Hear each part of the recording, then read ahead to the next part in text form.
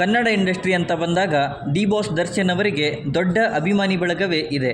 ಅದರಲ್ಲೂ ಅವರ ಸಿನಿಮಾ ಒಂದು ಬರ್ತಿದೆ ಅಂದರೆ ಆಬ್ವಿಯಸ್ಲಿ ಬಾಕ್ಸ್ ಆಫೀಸ್ ಧೂಳಿಪಟ ಆಗೋದು ಕೂಡ ನಿಜ. ಇವತ್ತು ದರ್ಶನ್ ಅವರ ಹುಟ್ಟಿದ ದಿನ ಆ್ಯಂಡ್ ದರ್ಶನ್ ಅವರ ಅಪ್ಕಮಿಂಗ್ ಡೆವಿಲ್ ಸಿನಿಮಾದ ಫಸ್ಟ್ ಲುಕ್ ಗ್ಲಿಮ್ಸಸ್ ಕೂಡ ರಿಲೀಸ್ ಆಗಿವೆ.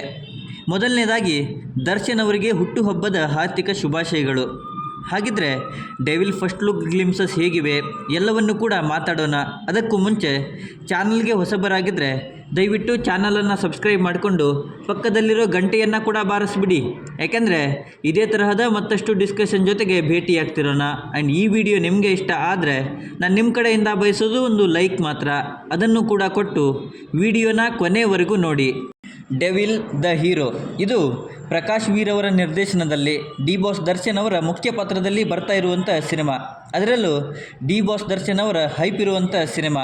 ಸೊ ಗ್ಲಿಮ್ಸಸ್ ಕಡೆ ಬರೋದಾದರೆ ಡಿ ಬಾಸ್ ದರ್ಶನ್ ಅವರು ಈ ಸಿನಿಮಾದಲ್ಲಿ ಹೊಸದೊಂದು ಲುಕ್ಕಲ್ಲಿ ಕಾಣಿಸಿಕೊಳ್ತಾ ಇದ್ದಾರೆ ಅನಿಸುತ್ತೆ. ಆಬ್ವಿಯಸ್ಲಿ ದರ್ಶನ್ ಅವರ ಸಿನಿಮಾ ಅಂದರೆ ಕಮರ್ಷಿಯಲ್ ಆಗಿರುತ್ತೆ ಆ್ಯಂಡ್ ಆಗಿರಬೇಕು ಕೂಡ.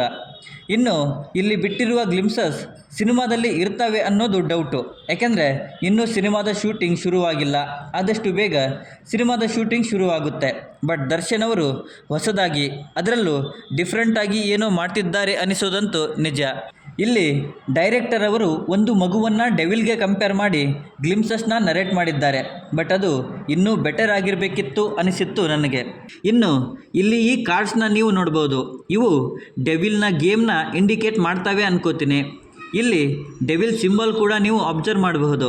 ಆ್ಯಂಡ್ ಗ್ಲಿಮ್ಸಸ್ನ ನೋಡಿದಾಗ ಅದರಲ್ಲೂ ಅವರು ಮಾಡಿದ ನರೇಷನ್ನ ನೋಡಿದಾಗ ನನಗನಿಸಿದ್ದು ಮಗುವಿನ ತರಹ ಇರೋ ಒಬ್ಬ ಡೆವಿಲ್ ಹೇಗಾಗ್ತಾನೆ ಆ್ಯಂಡ್ ಆಮೇಲೆ ಅವನು ಏನೆಲ್ಲ ಮಾಡ್ತಾನೆ ಅನ್ನೋದೇ ಸಿನಿಮಾದ ಕತೆ ಆಗಿರುತ್ತೆ ಅನಿಸುತ್ತೆ. ಇನ್ನು ಬ್ಯಾಕ್ಗ್ರೌಂಡ್ ಸ್ಕೋರ್ ಚೆನ್ನಾಗಿತ್ತು. ಅಜನೀಶ್ ಲೋಕನಾಥ್ ಅವರು ಒಳ್ಳೆ ಎಫರ್ಟನ್ನು ಹಾಕಿದ್ದಾರೆ. ಬಟ್ ಅದು ಇನ್ನಷ್ಟು ಡಿಫ್ರೆಂಟ್ ಆಗಿರಲಿ ಅಂತ ನಾನು ಬಯಸ್ತೀನಿ. ಇನ್ನು ದರ್ಶನ್ ಅವರು ಆಬ್ವಿಯಸ್ಲಿ ಆ್ಯಕ್ಟಿಂಗ್ ವೈಸ್ ಮಾತಾಡೋ ಹಾಗಿಲ್ಲ. ಲುಕ್ ಕೂಡ ಚೆನ್ನಾಗೇ ಮಾಡ್ಕೊಂಡಿದ್ದಾರೆ.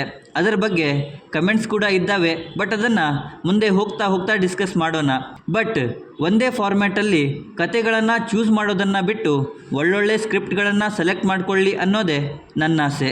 ಸೊ ಮತ್ತೊಮ್ಮೆ ಡಿ ಬಾಸ್ ದರ್ಶನ್ ಅವರಿಗೆ ಹ್ಯಾಪಿ ಹುಟ್ಟುಹಬ್ಬಗಳನ್ನು ಹೇಳ್ತಾ ಅವರು ಒಳ್ಳೊಳ್ಳೆ ಸಿನಿಮಾಗಳನ್ನು ಮಾಡಲಿ ಅಂತ ನಾನು ಕೇಳ್ಕೋತೀನಿ. ಇನ್ನು ಗ್ಲಿಮ್ಸಸ್ ಬಗ್ಗೆ ನಿಮ್ಮ ಅನಿಸಿಕೆ ಏನೇ ಇದ್ದರೂ ಕೆಳಗಡೆ ಬರೆದು ತಿಳಿಸಿ. ಮತ್ತು ಈ ವಿಡಿಯೋ ನಿಮಗೆ ಇಷ್ಟ ಆಗಿದ್ದರೆ ದಯವಿಟ್ಟು ನನ್ನ ಚಾನಲನ್ನು ಸಬ್ಸ್ಕ್ರೈಬ್ ಮಾಡಿಕೊಂಡು ಸಪೋರ್ಟ್ ಮಾಡಿ. ಕೊನೆಯಲ್ಲಿ ಸಿಗ್ತಾ ಇರೋಣ.